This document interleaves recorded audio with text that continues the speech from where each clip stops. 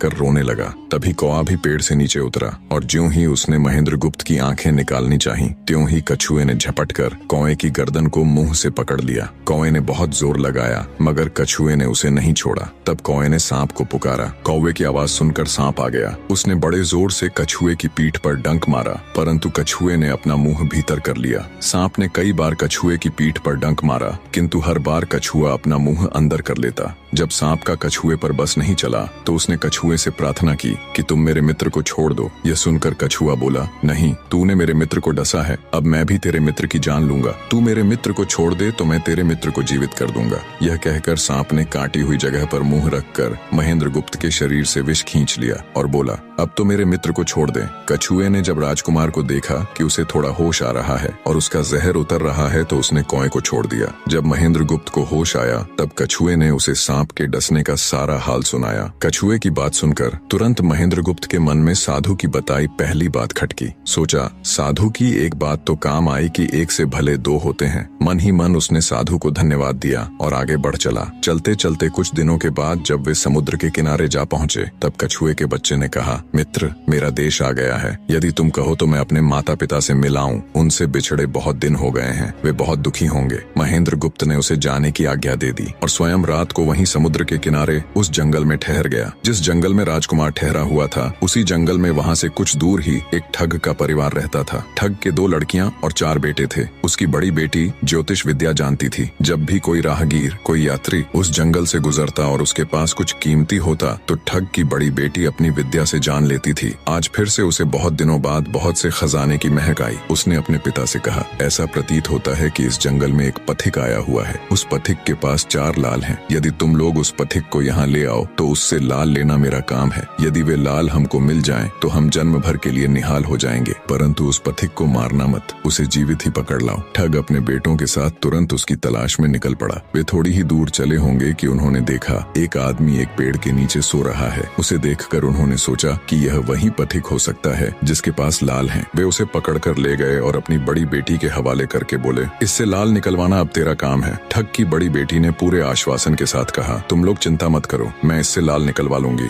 ठग की छोटी बेटी ने जब महेंद्र गुप्त को देखा तो वह दिलोजान से उस पर मोहित हो गई। पहली ही नजर में वो अपना दिल उस नौजवान राजकुमार को दे बैठी। भाइयों के डर से कुछ कह तो न सकी, लेकिन मन ही मन उसको बचाने की युक्ति सोचने लगी। कुछ देर बाद ठग की बड़ी बेटी ने खाना बनाया और उसमें जहर मिला दिया। वही खाना उसने महेंद्र गुप्त को परोस दिया। जब थाली महेंद्र गुप्त के सामने आई तो उसने खाने के लिए निवाला तोड़ जैसे ही उसे खाने को हुआ तभी उसे साधु की कही गई दूसरी बात याद आई। उसने थाली में से थोड़ा सा भोजन निकालकर